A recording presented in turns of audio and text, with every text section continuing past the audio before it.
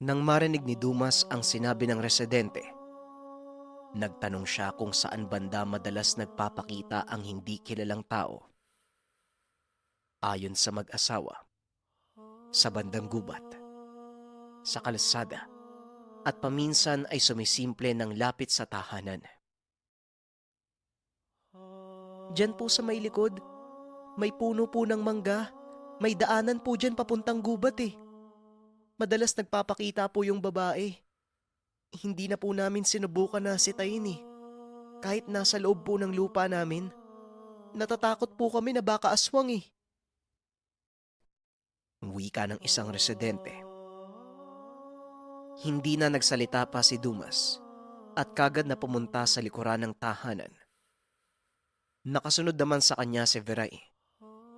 Habang si Kuming at Tatay Lexus, pinuntahan ang kalsada kung saan nasipatan ang ibang aswang. Kuya, ano pong gagawin mo? Lalagyan mo po ba ng patibong? Wika ni Veray nang makarating sila sa likod ng bahay. Hindi nagsasalita si Dumas. Makikita sa muka ang pagka-agresibo. Panay singhot na tila may inaamoy. Ilang segundo lang. Naglakad si Dumas sa maliit na daanan kung saan may nakatanim na mais sa bawat gilid.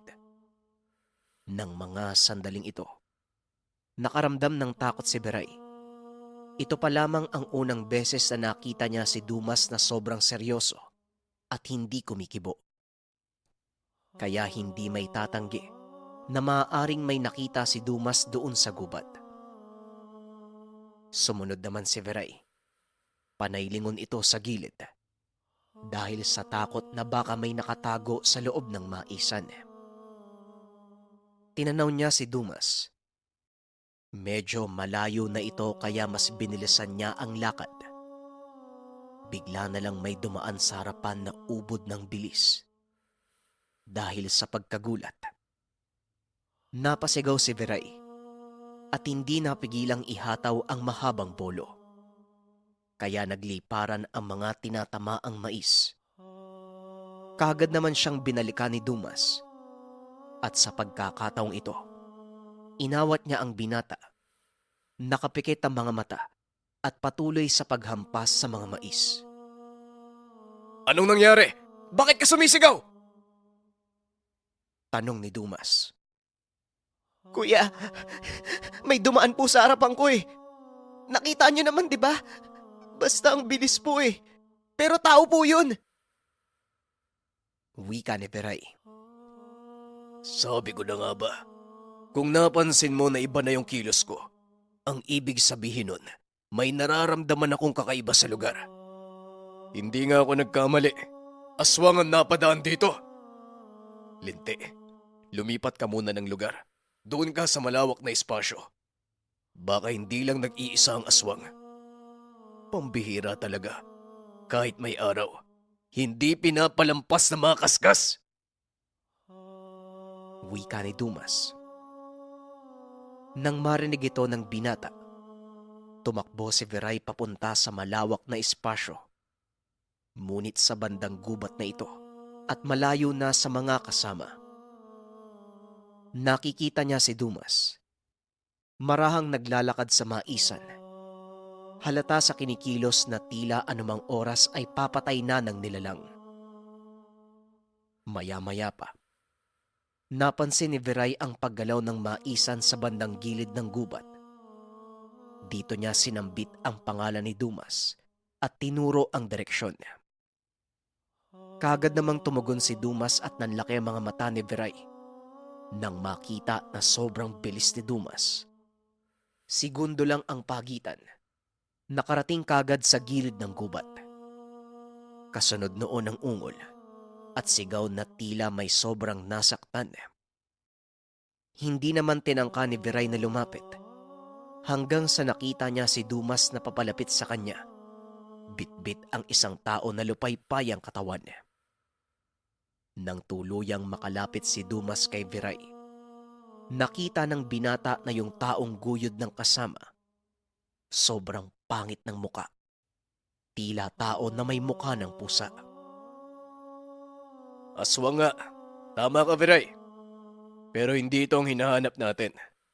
Akala ko pa naman kaskas na. Hoy, hoy. Huwag kang magkunwaring patay. Gumising ka. Kung hindi, tutuluyan kita. Anong ginagawa mo dito sa lugar? Tanong ni Dumas. Si Viray bukod sa nagulat. Napapitlag ito nang bumangon yung tao. Gumapang ang aswang paatras at sumandal sa isang bato. Wala. Wala akong balak na masama sa lugar. Gusto ko lang obserbahan yung mga kaskas. Baka pagtagal, kami ng pamilya ko mapagkamalan eh. Marami naghihinala na aswangangang ka namin. Wika nito. Nagpakilala siya sa pangalang Nolan. Sa katunayan, hindi kalayuan ang bahay nila sa lugar. Naroon lang ito sa kabilang banda ng kalsada. Nag-oobserba. Hanggang doon lang. Aba, walang silbi ang ginawa mo kung hindi mo papatayin ang kaskas. Kung sa bagay, hindi mo naman talaga kaya ang mga uri ng aswang na yon. Isa ka lang hamak na asbo. Alam mo ba kung nasaan ang mga kaskas? Huwag kang tatakbo ah. Kung hindi, isasama ka namin sa pagpatay sa mga kaskas. Wika ni Dumas. Hindi gumagalaw si Viray ng mga sandaling ito. Bagaman nakakita na ng aswang, pero hindi ganon kalapit at detalyado. Maliban na lang ngayon, malapitan niyang nasisilayan ang postura ng nilalang. Nakakamangha. Parang tuta lamang ang itsura nito habang kinakausap ni Dumas. Yun nga din ang inaalam ko. Ang mga bakas nila. Sa oras na malaman ko kung saan sila nakatira, doon ako magpaplano kung paano sila mapapatay. Tugon ni Nolan. Ano bang sinabi ko sa'yo? Hindi mo kaya ang kaskas. Kaya ka nilang patayin ng walang kahirap-hirap. Tugon ni Dumas. Alam ko yun. Pero hindi sa pamamagitan ng pakikipagpalitan ng lakas. Lalasunin ko sila. Maraming nagkalat na marka dito sa lugar. Iniisa-isa ko yung marka. Kung saan pupunta at kung ano ang ginagawa ng kaskas sa bawat lugar. Huwag mong mamaliitin ang mga asbo. May kakayahan akong pumatay. Sino ka ba? Bakit ang lakas ng tangan mo? Wika ni Nolan. Malamang kilala mo na ako noon pa man. Bueno, ako si Dumas. Wika nito. Nanlaki mga mata ng asbo. Makikita ang halong emosyon sa muka. Hindi mawari kung matatakot ba o mamamangha. Ang bantugang mamamatay ng aswang. Yung tagapanay na si Dumas. Ikaw pala yun, teka. Ipapaalam ko lang sa'yo. Wala akong ginagawang masama dito sa lugar. Marahil alam mo naman ang uri ng asbo. Wika ni Nolan. Tama ka. Kilala ko ang mga asbo. Kagaya ng gabunan. Alaga kayo ng mga hukluban. Pero hindi kumakain ng tawang asbo. Subalit malakas ang kalaman sa pangkukulam. Teka, total malakas din ang pandaman ng mga asbo. Matutulungan mo kami. Iisa lang ang adhikain natin, kaya dapat magtulungan tayo. Sumunod ka sa amin. Pero bumalik ka muna sa anyong tao. Wika ni Dumas. Ngunit tumanggi si Nolan. Mariing sinabi na mas delikado kapag may kasama siyang tao. Lalo na nagtataglay ng tangan. Maaring maapektuhan ng pagtatago nito at malantad ang tunay na pagkatao. Mas maiging kumilos siya mag-isa. Nang sa ganon ay mas malaya siyang makakagalaw. Dagdag pa nito, ituturo niya na lang kung nasaan ang ibang marka para hindi na mahirapan ang grupo sa paghahanap sa mga aswang. Nakikita niyo ba yung gubat sa kabilang banda? Diyan sana ako pupunta kanina. Kaso hindi ko inaasahan ang pagdating niyo. Tuwing hapon o gabi, palagi ko silang nakikita dyan. Yung mga pinaghihinalaang kong kaskas. Walang palya eh. Nandyan palagi. May buntis, malapit dyan nakatira. At alam kong yun ang pakay nila. Wika ni Nolan. Sigurado ka, ha? Hindi ka nagsisinungaling. Hindi kaya kasama ka din ng mga kaskas? Tugon ni Dumas. Hindi ako nagsisinungaling at bilang pruweba. Ibibigay ko ang pangalan at detalye kung saan ako nakatira. Alam ko namang napakadelikado dahil maaaring magamit ito upang ipako ako. Maliban pa dyan, maaari mo ding matugis ang pamilya ko. Kapag may katanungan kayo, pwede niyo akong puntahan sa bahay. Pero hindi ako pwedeng sumama. Pasensya na. Wika ni Nolan. Nagkatinginan si Viray at Dumas. Maya-maya pa tumango si Dumas at sinabing makakaalis na si Nolan. Total kabisado niya naman ang galaw ng uri ng aswang. Sa oras na may gawin itong hindi maganda, papatayin niya ang asbo. Hindi naman nagsalita pa si Nolan at mabilis na umalis sa lugar. Matapos nun, binalikan na ng dalawa ang mga kasama. Nagtaka pa noon si Kuming kung bakit sila natagalan at dito sinabi ni Dumas ang dahilan. Nakikita niyo ba yung kakao yan? Kuming, Viray at Mang Lexus. Babantayan natin ang lugar hanggang gabi. Nasa magkabilang banda tayo. Titignan natin kung lalabas at magpapakita nga ba yung sinasabi ng asbo. Viray, sumama ka sa akin. Kuming at Mang Lexus, magsama naman kayong dalawa. Pero sa tabing kalsada lang. Delikado kapag nasa kakauyan kayo lalo na sa gabi. Kami ni Viray, papasukin namin ang kakauyan. Huwag kang mag-alala, Mang Lexus. Walang mangyayari kay Viray hanggat kasama niya ako. Wika ni Dumas. Nagtanong naman si Kuming. Paano na yung babae? Hindi niyo ba nakita? Nasaan na kaya yun? Nawala na lang bigla. Hayaan niyo na yun. Malamang mahanap niya tayo kung susunod siya. Ibang mundo talaga kung mag-isip yung babaeng yun eh. Napansin niyo, di ba? Parang babaeng kalye. Wika ni Dumas. Nang mga sandaling ito, kasama lang ni Dumas si Salin. Hindi nga lang ito nagpapakita ng sa ganon. Hindi mabasag ang plano nilang pagtugi sa kaskas. Hindi naman na nagsalita pa ang mga kasama. Ngunit bigla na lang nagsalita si Dumas na tila kinakausap ang sarili. Narinig pa ito ng mga kasama, kaya makikita ang pagtataka sa muka. Nakikiusap ako, Salin.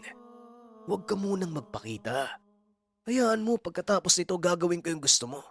Basta wag lang ngayon. Wika ni Dumas.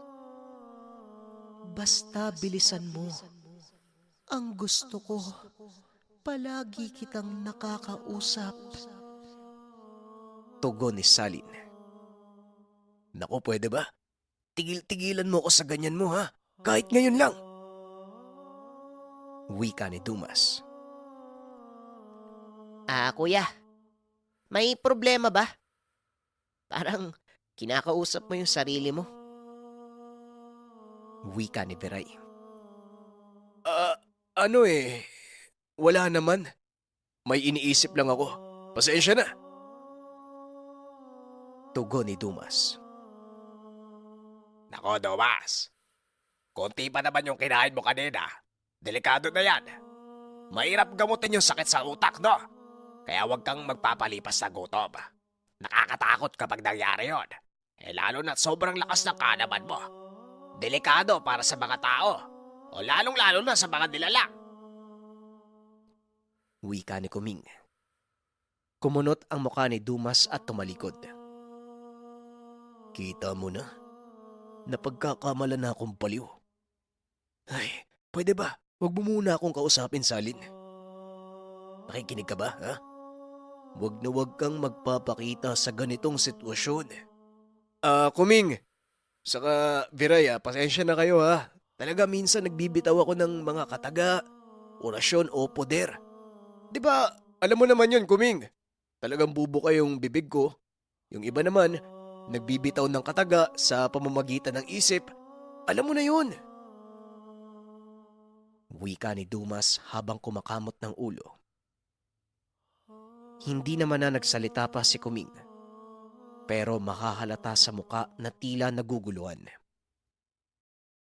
Maya-maya pa, nagsimula na silang pumunta sa kani-kanilang pwesto.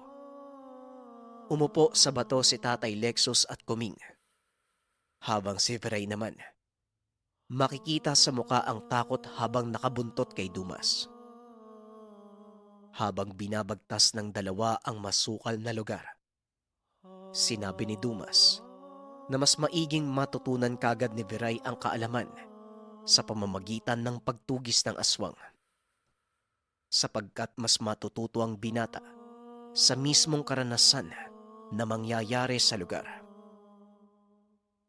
Hindi naman na nagsalita pa si Viray hanggang sa nagmungkahi na si Dumas. Sa itaas sila ng kahoy mag-antay. Nang sa ganun, makikita nila ang nangyayari sa kabuuan ng paligid. Hindi ba kuya, ang sabi nyo, markado kayo ng kaskas? Alam nila ang kinikilos mo? Paano na yan? Alam din nila na nagbabantay tayo sa lugar. At saka matutukoy tayo sa itaas ng puno. Tanong ni Viray. Kagad namang sinabi ni Dumas na tama si Viray. Kaso nga lang, Markado at matutukoy nila kung nasaan naroon. Yan ay kung nakatapak ako sa lupa. Kaya kung napapansin mo, pinipili kong nasa itaas ng puno palagi. Malakas ang pangdama ng mga kaskas sa pamamagitan ng pag-alam ng sistema at presensya sa lupa. Para silang sinaunang tao na magaling sa mga bakas upang tukuyin ang lugar kung saan sila makakahanap ng pagkain. Pero yun nga lang, limitado pa rin ang pananatili ko sa puno. Kasi malalaman din ang kaskas eh. Kaya dapat maging alisto tayo. Sa oras na mamataan kagad natin ang aswang, mabilis na tayong kikilos. pagpapaliwanag ni Dumas. Malapit nang magtakip silim. Kabado na si Viray habang nasa itaas sila ng puno. Gusto niya sanang sabihin na susuko na lang at hindi na ipagpapatuloy ang pagkakaroon ng kaalaman. Pero pinili niya maging matatag. Natatanaw niya naman sina Kuming sa bandang kalsada, habang si Dumas naman patuloy ang saboy ng apog. Kuya, ano pong ginagawa nyo? Patibong ba yan? Tanong ni Viray. Hindi. Dahil wala na tayong oras para gumawa ng patibong. Kung sakali na may magpakitang tao, malalaman nating aswang dahil sa ginawa ko. Malalantad nito ang kanilang pagkatao. Pambasag ng sabulag ang proseso na ginawa ko, Viray. Malay mo, ibang tao ang dumating at mapagkamala natin. Magaling manlinlang at magpanggap ang mga kaskas. Kaya kailangan natin silang mautakan. Tugon ni Dumas. Maya-maya pa, naglakad na ang dalawang tao na nagmula sa kabilang parte ng kakahuyan, kung saan nakikita nila Dumas ang mga ito na pababa ng kalsada. Tinapik ni Dumas si Viray at sinabing huwag kagalaw. Hanggat maaari, sundan na lang ng tingin ang mga tao sa pamamagitan ng mata. Tumango naman si Viray. Hindi nga gumalaw na tila tuko sa kahoy. Samantalang si Kuming at Tatay Lexus, hindi nila napansin ang dalawang tao. Bigla na lang huminto ang dalawang lalaki. Tinoon ang atensyon sa dalawang tahanan malapit sa gilid ng kalsada. Maiging binantayan. Bagaman madilim na, tinatamaan ito ng liwanag mula sa poste. Hanggang sa bigla na lang dumapa ang isa na tila pormang palaka at tumuwad. Habang yung isa naman, gumagalaw ang ulo, nag-uunat ng mga kamay. Hanggang sa ganun na lang ang pagkagulat ni Viray dahil yung dumapa nagmistulang bato. Naaakalain mong nakahanay na mga bato na malapit sa kabahayan. At yung isa naman, bigla na lang gumilid sa puno at naging kakulay ng dilim. O di ba? Kung hindi ako naglagay ng pangbasag, hindi mo yan mapapansin. Akalain mo lang na nakatayo lang yung dalawang tao. Pero ang totoo, may ginagawa ng kakaiba. Kumpirmado. Kaskas ang mga animal na to. Yan ang katangian ng kaskas, Viray. Kaya ang sakit sa ulo kapag silang naging kalaban mo. Kung hindi ikaw ang tutugis, ikaw ang tutugisin nila. Nakita mo na kung gaano sila kasabik sa dilim, ano? Dito ka lang muna, ha? Mauuna akong bumaba at lalapitan ko yung lugar. Kung sakaling gumalaw ang nakikita mo o lumipat ang pwesto, abisuan mo ko kagad. Wika ni Dumas. Tumangulang si Viray. Pawis na pawis ang muka at nababalisa na ang binata sa takot. Pinagmamasdan niya lang si Dumas habang naglalakad palapit doon sa mga aswang. Panay pa din ito ng saboy ng apog. Hanggang sa bigla siyang tumakbo ng mabilis. Kagad nakarating malapit sa mga aswang. Nakita niya kung paanong dinakma ni Dumas ang nag-anyong bato. Naging tao na lamang bigla. Tinanaw niya yung nasa gilid ng puno. Naroon lang ito. Hindi gumagalaw. Hindi na nakatiis pa si Viray. Kagad siyang lumundag. Tumakbo ng mabilis upang tumulong. Kasabay nito, sinigawan ni Viray si Kuming at Tatay Lexus. Sinabing nahuli na ang aswang at kinakailangan nila ng tulong. Tila mga sundalo ang dalawa na nasa kalsada. Marami nitong lumapit sa lugar habang nakaumang ang sandata. Nang makarating naman si Viray, diretso niyang pinuntahan ang aswang na nakatago sa puno. Nang mga sandaling ito, inipit naman ni Dumas ang leeg ng isa, kaya nahirapan itong makagalaw. Hindi alam ni Dumas na nasa likod niya si Viray at papunta sa isa pang aswang. Nang tuluyang makalapit si Viray doon sa puno, bigla na lang siyang sinunggaban. Dahil sa bilis ng kaganapan, nakalmot si Viray.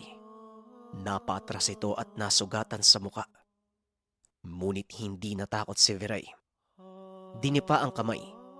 Hinamon pa ang aswang na lumabas sa dilim. Matapang ka lang dahil magaling kang magtago eh. Halika dito. Lumabas ka dyan! Nang makita ito ni Dumas, namangha siya dahil kaagad gumana ang mutya ng pulang lupa na nakakapit sa bolo. Inakala niya na daraan pa ito sa mahabang proseso. Sa nakikita niyang tapang at bagsik sa mukha ni Viray, indikasyon, naglalabas na ang tangan ng bisa. Ibinibigay ito sa kung sino mang may hawak ng mutya ng pulang lupa. Hinayaan niya lang si Viray. Binalian niya ng balikat ang aswang na nahuli, kaya umiyak ito at walang tigil na sumigaw. Nang mga sandaling ito ay dumating na si Tatay Lexus at Kuming.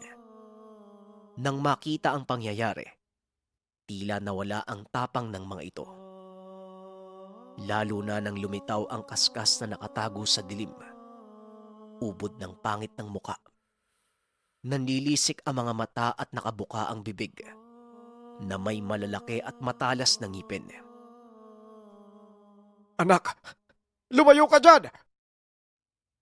Wika ni Tatay Lexus. Samantalang si Kuming naman ay lumapit kay Dumas. Nagtanong kung ano ang gagawin. Bakit mo ba tinatanong? Tulungan mo ko dito, syempre. Ayan, daganan mo lang.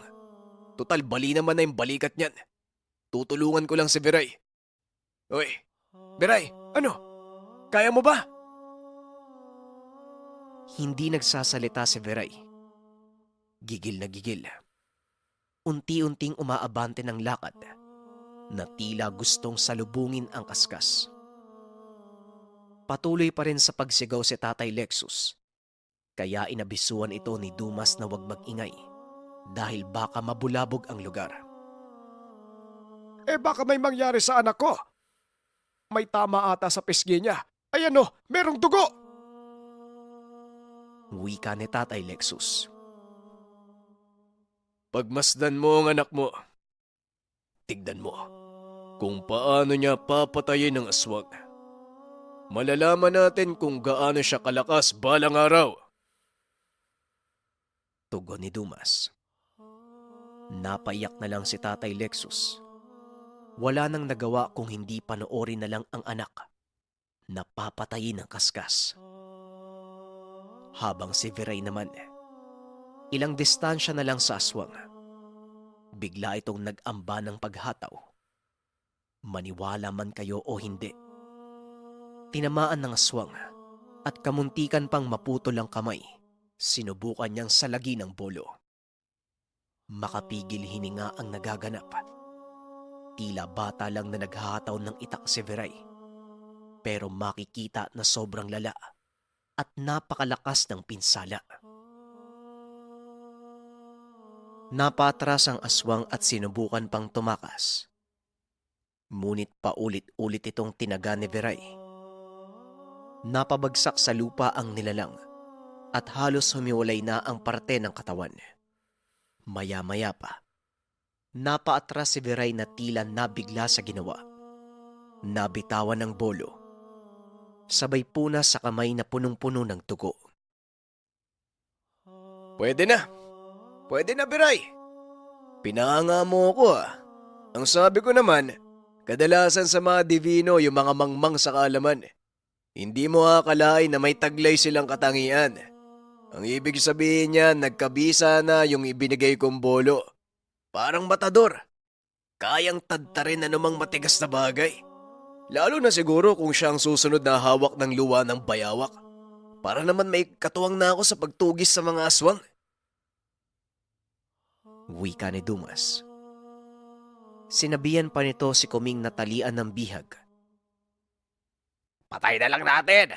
Sa tingin mo, meron siyang sasabihin na impormasyon laban sa sariling pamilya. Aba syempre wala, no? Wika ni Kuming. Huwag kang mag-alala, papunta tayo dyan. Kung noon binigyan ko sila ng pagkakataon, ngayon hindi na. Dadalhin natin yan. Siya ang ipapain natin para lumapit pa ang mga kasama niya. Sandali nga. Hoy, Ulupong! Sinabihan ko na kayo, di ba? Magbago kayo. Pero anong ginawa nyo? Lumipat lang kayo ng lugar na merwisyo pa uli. Anong babala ko noon? Ang sabi ko, ako ang tutugis sa inyo kapag hindi kayo tumigil. Nasaan na mga kasama mo? Wika ni Dumas. Hangal, mas maiging patayin niyo ako. Hinding-hindi ko sasabihin sa inyo kung nasaan ang mga kauri ko. Pakialamero ka. Hayop. Hindi mo alam, hindi lang kami ang kaskas sa lugar. Sa tingin mo ba pupunta kami dito kung wala kaming sasandalan? At isa pa, hindi kami ng pamilya ko namiminsala dito. Pero alam ko kung sino at kung saan sila matatagpuan. Wika ng aswang. Alam kong mahusay kayo magsinungaling. At bukod pa dyan, ganon din kayo kagaling magtago at kahirap tugisin. Pero isa lang masasabi ko, hanggat buhay pa ako, merong pipigil sa inyo. Sige na, Kuming. Dito tayo dadaan. Pupunta tayo sa lugar kung saan ligtas. Ako nang bahala sa bangkay. Isasama natin to. Ililibing natin sa liblib. Wika ni Dumas. Binalot niya ng dahon ng saging ang bangkay na kaskas. Binuhat ito ni Dumas. Hindi naman nagsalita pa ang mga kasama. Habang si Viray naman, patuloy lang sa pagtataka sa sarili. Maya-maya pa, tinapik ni Tatay Lexus ang binata. Mabilis na dinampot ang bolos sa lupa at hinabol ng lakad si Dumas. Magkakasunod na mga katanungan ang binitawan ni Veray. Hindi niya alam kung bakit bigla na lang siyang tumapang at nagawang mapatay ang kaskas. Kuya Dumas, ano bang nangyayari sa akin? Tanong ni Veray. Ano ba naman to? Ang bigat ng kaskas na to ah.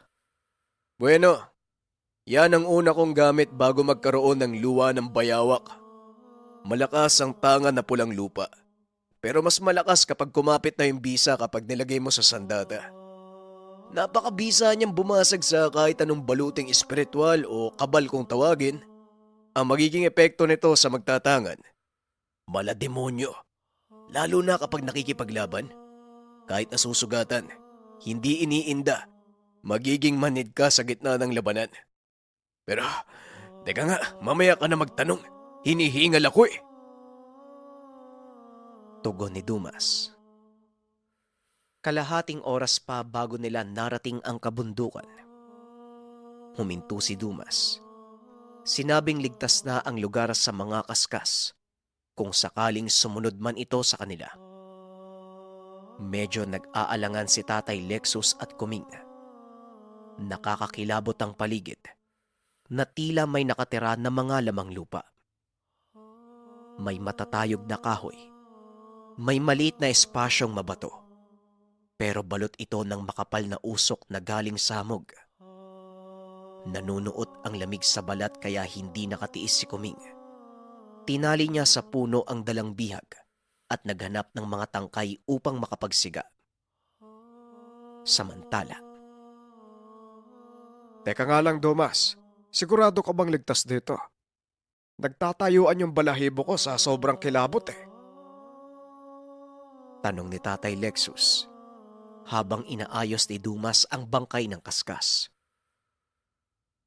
Hindi naman ibig sabihin kapag natatakot, hindi naligtas. May dahilan ako, Mang Lexus. Mabang istorya kung iisa-isahin ko pa. Basta, hindi magtatangkang pumunta ang mga kaskas dito. Maniwala kayo sa akin. Tugon ni Dumas. Maya-maya pa tinabunan nito ang bangkay ng mga bato. Napakatahimik at kalmado lang si Dumas. Samantalang ang mga kasama naman, hindi mapakali habang naroon sa lugar. Magkakatabi sa isang banda ang mag-ama at si Kuming. Ilang segundo lang ang lumipas. Nakarinig ang tatlo ng mahinang boses ng babae pero umieko. Tila kaluluwang umaawit, kasabay ng huni ng iba't ibang insekto at hayop sa paligid. Anak nang, ano kaya yon? Kuming, may tangan ka, di ba? Alam mo ba kung ano yon? Nakakatakot ah. Tignan mo si Dumas oh, parang wala lang sa kanya. Wika ni Tatay Lexus. Hindi ko alam. Huwag ka na lang magsalita. Pagtiwala na lang tayo kay Dumas pero sa totoo lang, hindi talaga maganda yung pakiramdam ko dito. Tugon ni Kuming. Nang mga sandaling ito, mas lalong kumapal ang hamog sa lugar. Mas lumamig. Hindi na napigilan ng tatlo na lumapit kay Dumas. Habang yung boses naman ng babae, palakas ng palakas. Kaya mas lalong nangilabot ang mga kasama ni Dumas. Sus, Ginoo. Magpakita ka nga dyan. Huwag mong tinatakot yung mga kasama ko. Wika ni Dumas. Sino, Dumas? Sino tinatawag mo? Sabi ko na nga ba hindi maganda yung lugar na to eh. Tanong ni Kuming. Hoy babae, magpakita ka na. Anak ng puting kambing naman, oo. Hindi napigilan ni Kuming at Tatay Lexus na mapatingin sa paligid. Bagaman sinabi ni Dumas na babae, ngunit tunog na sa ilalim ng lupa ang boses. Hanggang sa bigla na lang lumitaw si Salin. Kamuntikan pa silang magtakbuhan dahil sa pagkabigla. Bakit natatakot kayo? Ako lang naman to ah. Ano ba naman itong mga kasama mo, Dumas? Mga takot pala eh. Iiwan ka niyan kapag nagkataon. Wika ni Salin. Akala ko pa naman nagkakaintindihan tayo kaya hindi ka nagpapakita. Ikaw talaga, walang mapaglagyan niyang kalokohan mo ano? Wika ni Dumas. Napakunot ang noo ni Kuming. Nagtataka. Kagad nagtanong kung ano at sino ba talaga si Salin. Wala nang nagawa pa si Dumas kung hindi ipagtapat sa mga kasama ang patungkol kay Salin. Nabanggit ko naman sa kwento sa inyo, di ba? Kung paano ko nakuha yung luha ng bayawak. Si Salin, siya ang diwatang gabay ng luha ng bayawak. Wika ni Dumas. Nanlaki mga mata ng tatlo sa narinig. Sabi ko na nga ba may kakaiba sa babaeng yan Diwata pala Kaya pala walang kapares ang kagandahan. Sa tanan ng buhay ko, hindi pa ako nakakita ng diwata. Maliban na lang ngayon. Wika ni Kuming. Oo, kaya nga, kampante ako sa lugar. Malakas siya dito dahil tirahan talaga ito ng mga lamang lupa. Maganda lang yan sa anyong tao. Pero pag nakita nyo yung anyong engkanto niyan, naku, kung wala kayong tapang, siguradong tatakbo kayo sa takot. Teka, sandali. Huwag kang lalapit. Anong gagawin mo? Ang kulit mo talaga, ano? Hindi ka ba nahihiya sa kanila? Wika ni Dumas. Lumapit si Salin sa kanya at niyakap siya ng maigpit. Ano bang problema mo? Napakilala mo na ako Ano pang kinakatakot mo? Wika ni Salin. Ilang sandali pa ay bigla na lang napahinto si Salin. Sumimangot ang muka. Ganon din si Dumas. Naging agresibo at panay sipat sa paligid. Bakit? Anong nangyari? Tanong ni Kuming. Hindi ko maintindihan kung paanong nakapasok ang mga aswang dito. Tugon ni Dumas. Nang marinig ng mga kasama ang sinabi ni Dumas, kagad nagbago ang daloy ng hangin. Mabilis na binunot ang sandata. Kagad naglaho sa dilim si Salin. Habang si Dumas naman, makikita sa muka ang pag-aalala. Naalerto ang tatlo nang makita ang itsura ni Dumas. Alam nilang matapang at kampante ito. Ngunit sa reaksyon ng muka, alam nilang mapanganib ang mga nangyayari. Maya-maya pa, nakita ni Beray na bigla na lang nagliwanag yung palamuti sa dulo ng buhok ni Dumas. Nagubad na din ang damit at nanlaki mga mata ng tatlo sa mga katagang nakatato sa katawan ni Dumas. Nagliliwanag ito na tila ba kasabay sa pagpintig ng puso. Hindi ako sigurado, pero higit sa 10 kaskas ang nasa paligid natin. Hindi ko alam kung paano nakalapit. Teritoryo ng lamang lupa ang lugar na ito. Beray, Mang Lexus at Kuming, pasensya na. Hindi ko kaya na sabay-sabay kayong protektahan. Gagawin ko ang lahat ng makakaya ko. Pero ang masama ngayon, naubos ang dala kong apog para pambasag ng sabulag nila. Wika ni Dumas, kaya mas lalong nag-alala ang mga kasama. Umabante na si Dumas. Nakita naman ng tatlo na nagbago ang aura ni Dumas. Kulay ginto, may buntot, at sobrang laki na parang buhaya. Nakakatakot. Pero hindi ako natatakot sa bakas kasi. Mas natatakot ako kay Dumas. Yan na ang bisa ng luha ng bayawak. Nakakamanga. Buhay na buhay ang presensya. Wika ni Kuming. Anong gagawin natin? Dito na yata tayo mamamatay Anak, iligtas mo ang sarili mo. Umalis ka na! Wika ni Tatay Lexus. Tay, iligtas mo po yung sarili nyo para sa pamilya natin, Tay. Susunod po ako sa kanya. Wika ni Veray. Paglingon ni Kuming sa binata, Nanlaki ang mga mata nito nang makita si Viray dahil tila demonyo habang hawak ang bolo. Hindi na makita ang mga mata. Purong itim. Makapal ang kilay na tila sinapian. Umabante ng lakad si Viray at kahit anong abiso ni Tatay Lexus, hindi nakinig ang binata. Huwag kayong aalis dyan. Tutulungan ko si Kuya Dumas. Wika ni Viray. Nagkatinginan si Kuming at Tatay Lexus. Antay na lang natin sila, Lexus. Pero kakaiba ang kinikilos ng anak mo. Parang hindi siya si Biray. Parang demonyo. Wika ni Kuming. Nang mga sandaling iyon, pinili ng dalawa na manatili sa lugar. Pero habang may tensyon, panay-angil ang bihag nila na nakatali sa puno na tila nagtatawag ng mga kasama. Biglang tumatawa at nanlilisik ang mga mata habang nakatitig kay Kuming at Tatay Lexus.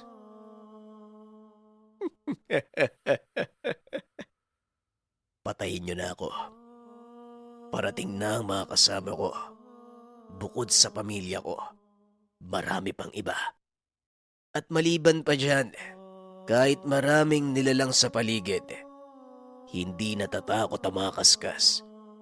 Akala ko pa naman matalino si Dumas.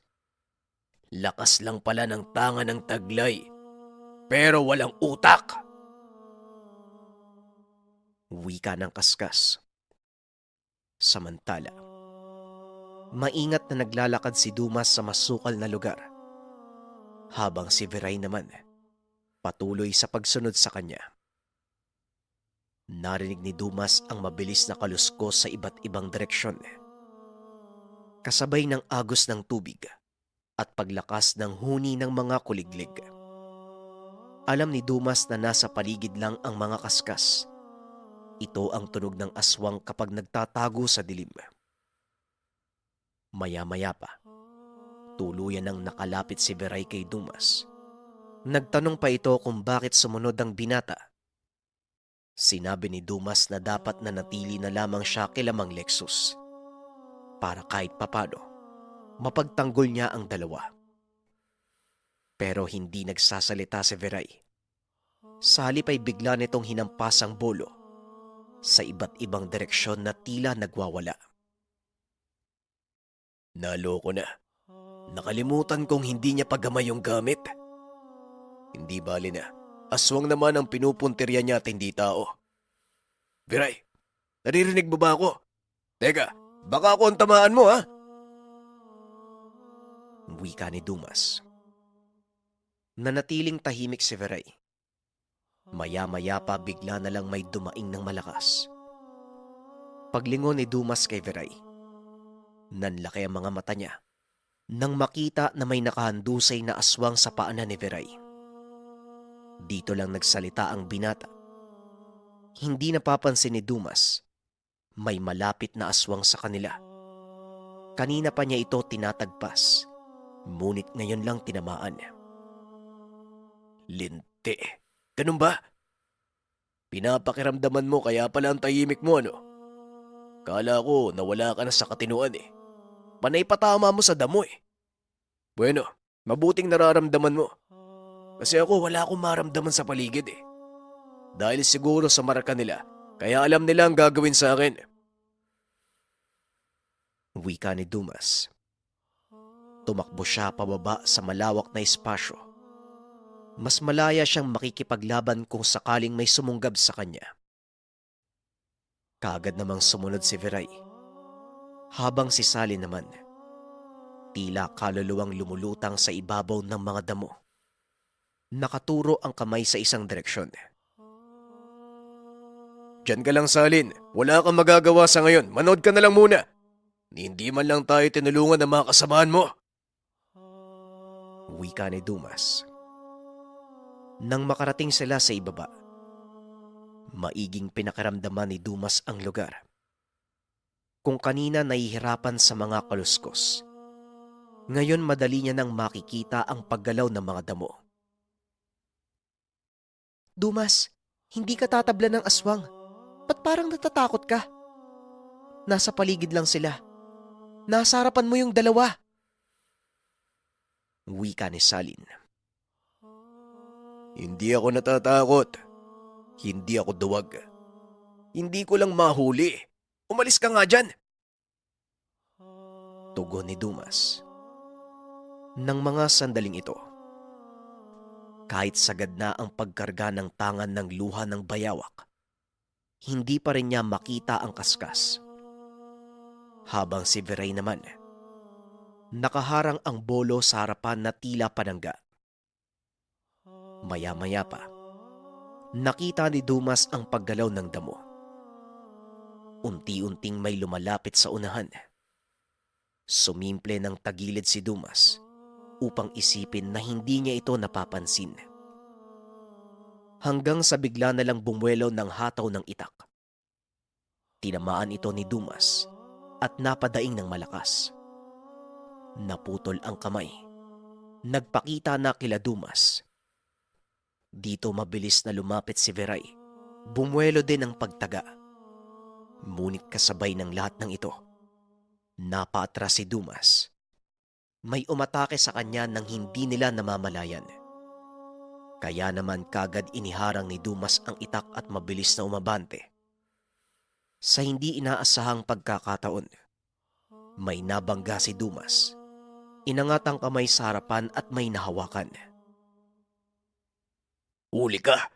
Kala mo maswerte kayong naubos na yung apog ko. Dahil kung hindi, maliwanag pa sa sikat ng araw ang presensya nyo.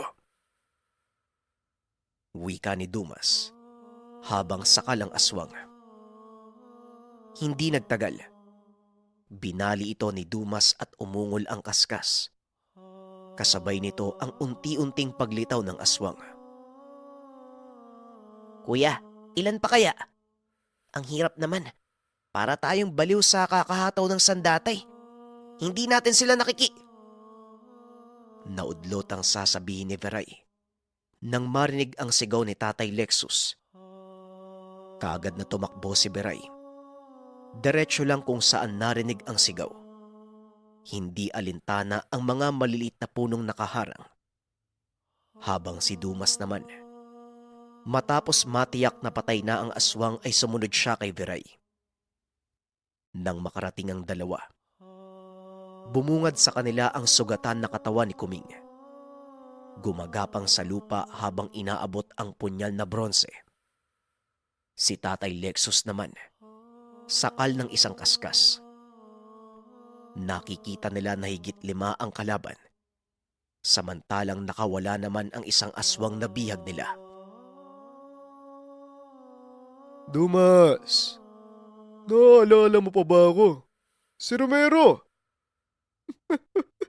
Talagang sinundan mo pa kami, ha? Ben, mabuti naman buhay ka pa. Akala ko pinatay ka na ng bantugang to eh. Wika ni Romero habang sakal si Tatay Lexus. Maawain ka, Dumas. Kahit alam mong delikado kami. Binali pa ang kamay ko. Anong akala mo? Hindi to gagaling. Ano na, Dumas? Sinabi ko sa'yo, hindi lang kami ng pamilya ko ang kaskas. Akala mo nagsisinungaling ako? Wika ni Ben. Sa tingin ko, Dumas, ito na ang oras ng pamamaala mo bilang tagatugis sa mga aswang.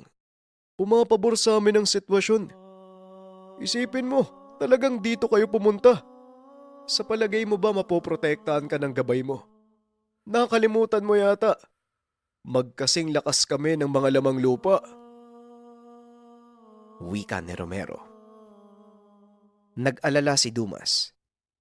Isang pagkakamali lang ng kilos, maaaring patayin ni Romero si Tatay Lexus. Kaya naman binaba niya muna ang tensyon sa sarili. Habang si Viray naman, kahit galit ay piniling kumalma rin. Nanatiling tahimik. Hindi nagpapakita ang binata ng pagka-agresibo. Pero habang nangyayari ito, Pasimpleng lumalapit si Dumas. Kaibigan, wala naman sanang ganito kung tumupad kayo sa pangako nyo sa akin eh. Nakasalalay na ang seguridad ng mga tao. Mabuti sana kung sapat na sa tiyan nyo mga hayop. Pero hindi eh. Siguradong papatay kayo ng tao. Marami naman kung tutusin eh. Maraming hayop eh. Pero mas pinili nyong maminsala ng tao. Inamin ko, pabor nga sa inyo ang sitwasyon. Maaari bang pakawalan mo na yung matanda at ako na lang ang patayin nyo? Wika ni Dumas. Sa pagkakataong ito, halos isang dipa na lang ang layo niya kay Romero. Hindi nagpakita ng maling kilo si Dumas. Binaba ang itak. Itinaas ang dalawang kamay. Marami ka nang napatay na kauri namin, Dumas. Hindi pa sapat ang buhay mo bilang kapalit. Wika ni Romero. Nang mapansin ni Dumas na mas dinidiinan ang pagsakal kay Tatay Lexus, mabilis niyang sinunggaban si Romero. Nabitawan ng kaskasang matanda. Habang si Veray naman, kumilos na at mabilis na tinaga ng bolo si Ben. Nakailag ito at sumugod sa kanya ang ilang makaskas. Nakakakilabot ang mga angil na maririnig sa lugar. Nagpagulong-gulong si Romero at Dumas sa lupa. Sa pagkakataong ito, natitiyak ni Dumas na hindi na makakawala sa kanya ang aswang. Binugbog ni Dumas si Romero at kahit anong pagmamakaawa nito, hindi niya na pinakinggan. Tama ka. Lamang kayo kanina. Hawak niyo si Mang Lexus. Pero mangmang kayo dahil nagpakita kayo sa harapan ko. Hindi mo ba naisip? Nahirapan kami hindi dahil sa lakas nyo, kung hindi dahil magaling kayong magtago sa sabulag. Pero ngayon, hindi ko na kayo bubuhayin. Wika ni Dumas sabay dampot sa itak at tarak sa dibdib ni Romero. Matapos nun, tinulungan niya si Veray. Walang sinasanto ang binata. Gaano man kabangis ang mga kaskas, nasusugatan ni Veray ang mga ito. Isa-isang napapatumba ang mga kaskas, hanggang si Ben na lang ang natira. Nakatulala ito. Tila hindi alam ang gagawin. Hanggang sa bigla na lang tumakbo palayo at naglaho sa dilim. Hahabulin pa sana ni Veray, ngunit pinigilan siya ni Dumas. Hayaan mo na yon. Kung nagawa nilang manghimasok sa lugar ng mga lamang lupa, hindi nila magagawang makalabas. Antayin mo, babalik din yan dito. Siguradong lililangin siya ni Salin. Nakikita mo yung gubat na yan? Siguradong dyan lilitaw si Ben. Wika ni Dumas. Hindi nga ito nagkamali. Sapagkat maya-maya lang ay narinig na nila ang yabag nito, kasabay ng pagkaluskos ng damo. Doon mismo sa tinurong direksyon ni Dumas. Nanlaki ang mga mata ni Veray nang makitang tumatakbo papalapit sa kanila si Ben. Nagulat din si Ben nang masilayan sila Dumas. Napahinto ito at makikita ang pagkataranta. Sige lang, tumakbo ka lang. Kahit hanggang umaga ka tumakbo, siguradong dito ka din babagsak. Ang yabang mo kanina eh. Veray, peram nga muna ng bolo. Matapos maiabot ni Veray ang bolo, kaagad niyang hinila ang kamay ni Ben at tinaga ang mga paa. Ang sabi ni Dumas, kahit papano ay may natira pa siyang awa. Mabubuhay si Ben, ngunit hindi na magagamit ang mga paa. Ngunit imbis na makitaan ng takot si Ben, nagsalita pa ito. Maraming salamat. Maraming salamat at binuhay mo pa ako. Sa palagay mo siguro gagaling pa yan ano? Dahil sa katangian mo nakaskas? Kung kanina gumaling yung pilay mo, ngayon hindi na. Ibahin mo ang kamandag ng bolong ito. Magtiis ka habang buhay. Bumagsak ang mukha ni Ben. Nabalisa at bigla na lamang umiyak. Nagmamakaawa na patayin na lang siya. Ngunit hindi na ito pinapansin ni Dumas. Sa halip nagbungkahi sa mga kasama na sunugin na ang mga bangkay ng kaskas. Maya-maya pa, matapos sunugin ng mga labi, nilisan nila ang lugar. Iniwan nila si Ben na patuloy sa pag-iyak habang gumagapang sa lupa. Madaling araw na nang makauwi ng tahanan si Veray. Ayon kay Dumas, tapos na ang misyon sa lugar at kinakailangan niya nang umuwi. Pero pinigilan siya ni Veray. Sinabing hindi pa siya natuturuan ni Dumas ng malalim na kaalaman. Tumawa naman si Dumas. Tumugon na hindi siya uuwi sa Panay. Doon muna siya sa bundok titira hanggat hindi pa lubusang nakakabisado ni Veray ang bolo. Labis namang natuwa si Veray. Ilang araw ang nakalipas ay wala nang nanggambala sa lugar. Naging payapa. Nakabalik na sa normal na pamumuhay ang mga tao. Panay naman ang bisita ni Dumas sa tahanan nila Veray. Meron itong dalang pasalubong galing kay Salin. Iba't ibang klase ng pagkain na hindi makikita sa mundo ng mga tao. Ganun pa rin. Patuloy pa rin sa pag-inom si Dumas. Hindi pa rin siya nilulubayan ng diwata at kapag lasing na, doon lang ito umiiwas sa kanya. Hanggang sa nagtagal, nahumaling na ng tuluyan si Dumas sa lugar at hindi na piniling umuwi pa ng Tanay. Binigyan siya ng lupain ni Tatay Lexus bilang pasasalamat sa pagtulong at pagpuksa sa mga aswang. Nanatiling kasaysayan ang lahat ng ginawa ni Dumas. Hindi man alam ng karamihan ang ginawang kabayanihan nito. Ngunit malinaw para sa kanila na ang ginawang pagtulong sa kapwa hindi para sa pansariling interes, kung hindi ito ay gampanin na ibinigay ng Ama.